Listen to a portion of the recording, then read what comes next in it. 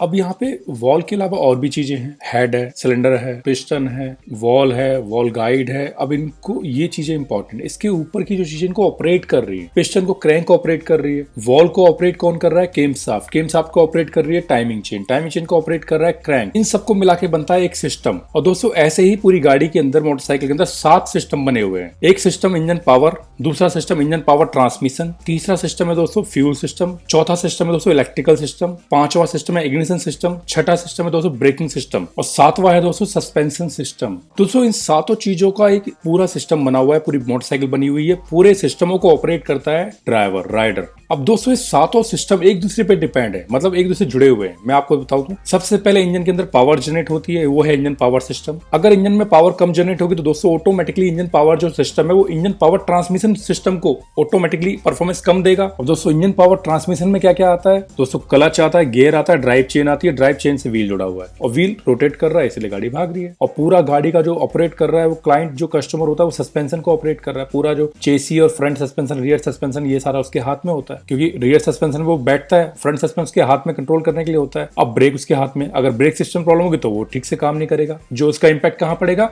उसका इंपैक्ट पड़ेगा engine power transmission system पे, और इंजन पावर ट्रांसमिशन सिस्टम पे जो इंपैक्ट पड़ेगा तो वो सीधा पावर पे इंपैक्ट डालेगा। अब दोस्तों इंजन पावर सिस्टम को चलाने के लिए कौन कौन के सिस्टम इंपॉर्टेंट है, वो fuel system, ignition system, electrical system. दोस्तों ये तीनों सिस्टम उसके लिए बनाए गए हैं। किसके लिए बनाए गए हैं? इंजन पावर के लिए बनाए गए। अब दोस्तों अगर इंजन पावर कम बन रही है तो या तो तीनों सिस्टम में से कोई प्रॉब्लम है इसलिए बन रही है, या फिर वो तीनों काम ठीक से कर रहे हैं लेकिन इंजन पावर के अंदर ही कमी है। मतलब एक तरीके से गाड़ी चल रही है, 4 पहियों में से एक पहिया पंचर हो जाएगा तो ऑटोमेटिक 3 पहिए ठीक चल रहे हैं, लेकिन एक पहिए की वजह से 3 पहियों पर लोड पड़ गया, जिस वजह से व्हीकल पर पूरा लोड पड़ गया। तो दोस्तों ऐसे ही सारा कुछ मिला हुआ है, जुड़ा हुआ है एक दूसरे से। अब दोस्तों ऐसे ही जब आपको ये पता लग जाएगा कि एक व्हीकल के अंदर सिस्टम कितने हैं और कौन सा सिस्टम का क्या काम है एग्जैक्टली, तो जब गाड़ी में कोई फॉल्ट आएगा तो तुरंत बता दोगे दोस्तों ये फॉल्ट है, तो ये तो यार ये जो काम है वो इस वाली सिस्टम का है, तो मुझे पूरी गाड़ी नहीं चेक करनी चाहिए, मुझे सिर्फ ये वाला सिस्टम चेक करना चाहिए, क्योंकि इसी सिस्टम का ये काम है जो गाड़ी में प्रॉब्लम आ रही है। तो दोस्तों ये बहुत इंपॉर्टेंट है, अगर आप इसे समझेंगे ना तो बड़ा, आप यकीन मानिए बहुत ईजी हो जाएगा सब कुछ। जो इतना बड़ा मिथ और हुआ बना रखा है ना, एकदम ईजी हो जाएगा। तो दोस्तों अब बात करते हैं वॉल की। अगर आपको इन चीजों पर डिटेलिंग चाहिए तो मैं आगे देता रहूंगा, आप जुड़े रहिए मेरे से, मेरा चैनल सब्सक्राइब करिए, यकीन मानिए बहुत मजा आने वाला आने वाले टाइम में। दोस्तों ये जानकारी कैसी लगी मुझे आप कमेंट करके जरूर बताना। और दोस्तों ये वीडियो सिर्फ मैंने हेड के ऊपर बनाई है, तो मैं ज्यादा इसमें बहुत ज्यादा डिटेलिंग में नहीं जाऊंगा, सिर्फ हेड के ऊपर बात करूंगा और आगे इस वीडियो में हम हेड के ऊपर ही बात करेंगे दोस्तों। पर आगे जो वीडियो आएंगी उसमें एक ही चीज को धीरे धीरे लेते रहेंगे, एड ऑन करते रहेंगे।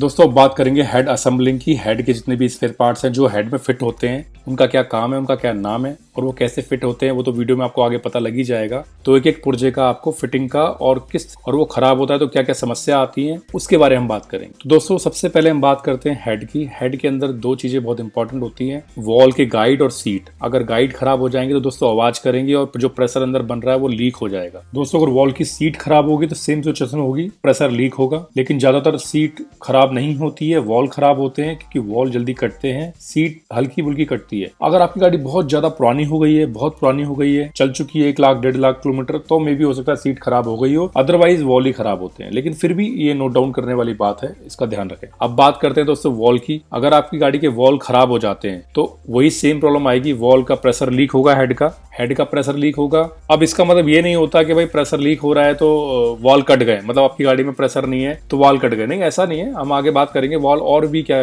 काम प्रेशर लीक होने के रीजन क्या होते हैं। मैं आपको पहले ही बता चुका हूं, मैं सिर्फ जिस पुर्जे की बात करूंगा उसका जो रोल है उसके बारे में बात करूंगा। आगे हम इन सारी चीजों को कवर कर लेंगे करके। और अगर डिपेंड करता है वॉल कहां से कट रहा है, अगर वॉल सीट के नीचे से कटेगा तो प्रेशर लीक होगा, अगर ऊपर से कटेगा तो आवाज आएगी, जैसे टैपेट आवाज करते हैं टिक टिक टिक। लेकिन ज्यादातर वॉल जो होता है वो नीचे से ही लीक होता है। लेकिन इंपॉर्टेंट क्या है, इंपॉर्टेंट ये है कि वॉल आपका लीक हो रहा है। अगर वॉल लीक हो रहा है तो क्यों हो रहा है, तो दोस्तों अभी बात करते हैं वॉल की। वॉल का एग्जैक्टली अगर एक सिस्टम है, आपको बताया जैसे मैंने, अगर ये इंजन पावर सिस्टम खराब हो जाएगा तो इससे क्या क्या प्रॉब्लम आएंगी। ऑटोमेटिकली गाड़ी में पिकअप कम हो जाएगा, स्टार्टिंग की प्रॉब्लम आ जाएगी, गाड़ी स्मोक भी करेगी, काला धुआं भी देगी, एवरेज भी कम देगी, फ्यूल भी ज्यादा खाएगी, आवाज भी ज्यादा करेगी, हीट भी ज्यादा होगी। तो दोस्तों ऐसे ही करके बहुत सारी चीजें सामने आ जाती हैं। तो हर एक सिस्टम के नुकसान और फायदे हैं। अगर कोई चीज काम ठीक से नहीं कर रही है तो उसके क्या क्या ड्रॉबैक्स होते हैं वो आपको सीखने पड़ेंगे, देखने पड़ेंगे, समझने पड़ेंगे। दोस्तों अगर आप मेरे साथ बने रहेंगे, मेरे चैनल को सब्सक्राइब करते रहेंगे, तो मैं भी मोटिवेटेड अपडेटेड रहूंगा और मैं ऐसी जानकारी इकट्ठा कर करके आपको देता रहूंगा जिसमें आपको बहुत मजा आने वाला है। बिल्कुल यूनिक, अलग कॉन्सेप्ट। अब बात करते हैं इसकी वॉल सील की। अगर वॉल सील खराब होंगी, पहली बार तो वॉल सील काम क्या है? वॉल सील काम ये है कि जो वॉल चल रहा है, ऊपर नीचे चल रहा है गाइड के साथ, वहां पे एक सुरक्षा कवच, मतलब एक तरीके से समझ लीजिए वहां पे से अंदर ऑयल नहीं जाना चाहिए। ये ऑयल को रोकती है। ऑयल कहाँ नहीं जाना चाहिए? कंवेंशन चैम्बर में नहीं जाना चाहिए, क्योंकि केम शाफ्ट का जो एरिया है और जो रॉकर का एरिया, वहां पे ऑयल चलता है, क्योंकि ऑयल पंप नीचे लगा होता है, वो ऑयल को ऊपर लेके आता है यहाँ पे, और वहां ऑयल भरा रहता है। सील खराब हो जाए तो ऑयल अंदर जाना स्टार्ट हो जाएगा, जिससे गाड़ी आपकी स्मोक करेगी, धुआं देगी। तो ये भी एक बहुत बड़ा पार्ट होता है गाड़ी धुआं देने का। अगर आपकी वाल सील खराब होगी तो गाड़ी में धुआं आएगा। ठीक है दोस्तों, अब वाल सील का लगाने का प्रोसेस हमने आगे बताया, इस वीडियो में कवर किया है।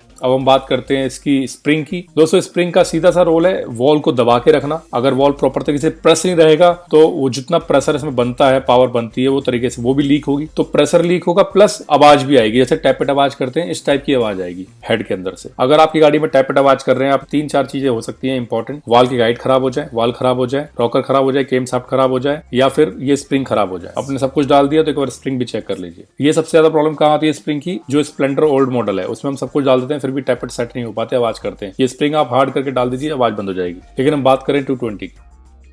दोस्तों, ये है कॉलर वार्सल, ये लगती है स्प्रिंग के नीचे। दोस्तों, मेन रोल इसका क्या होता है? मेन रोल होता है दोस्तों, जो स्प्रिंग है वॉल की, उसको एक जगह पे होल्ड रखना। जब वॉल ऊपर नीचे होता है तो स्प्रिंग पे प्रेशर पड़ता है, जिस वजह से स्प्रिंग पे प्रेशर पड़ने की वजह से अगर स्प्रिंग जगह पे होल्ड नहीं रहेगी तो स्प्रिंग लेफ्ट राइट होने से जहां पर रेस्ट होती है स्प्रिंग, वो एरिया सारा कट जाएगा, जिसके से वाल भी टेढ़े हो सकते हैं, वाल कट भी सकते हैं, वाल गाइड भी खराब हो सकते हैं। मतलब ये बहुत डेंजर हो सकता है। देखिए, डिटेलिंग पे हमें ध्यान देना चाहिए। हम कंपनी ने इतनी दिमाग लगा के गाड़ी बनाई है, डिटेलिंग पे ध्यान दिया है, लेकिन हम टेक्नीशियन होते हैं, वो डिटेलिंग पे ध्यान नहीं देते हैं, बस वरबली काम करते हैं। आप डिटेलिंग पे ध्यान देंगे तो आप यकीन मानिए बहुत एक्सपर्ट बन जाएंगे। बस आपको ध्यान देने की जरूरत है। ध्यान दीजिए, डिटेलिंग पे काम कीजिए, मजा आएगा आपको काम करने में। तो दोस्तों, ये है कार्टर वॉल की।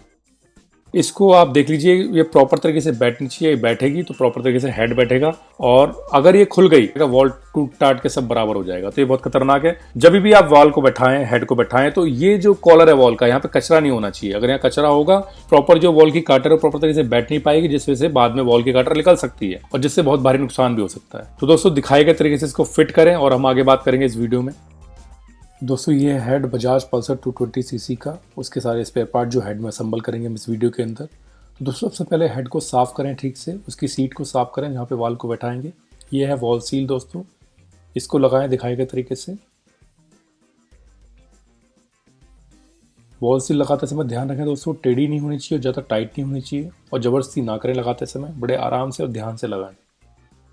लगाने के बाद एक बार रोटेट कर लें, एंटी क्लॉकवाइज या क्लॉकवाइज।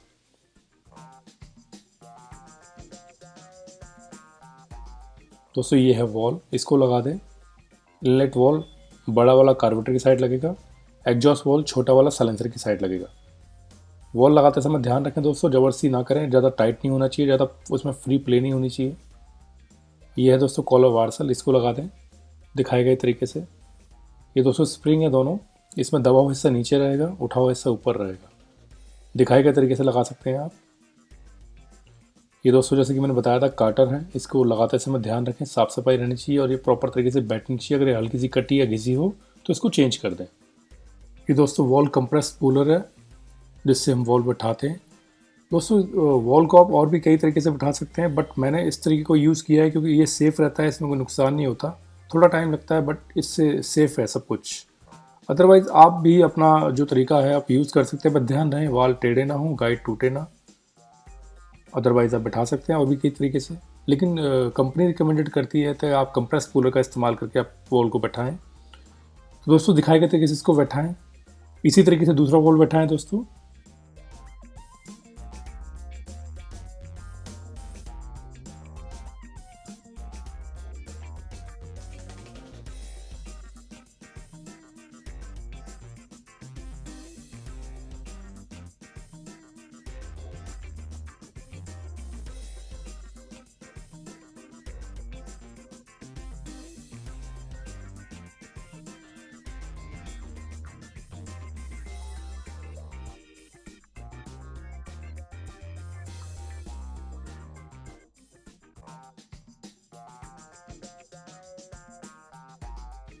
तो दोस्तों, बैठ चुका है ये हमारा हेड का वॉल, कंप्लीट हो चुका है दोस्तों हमारा ये हेड।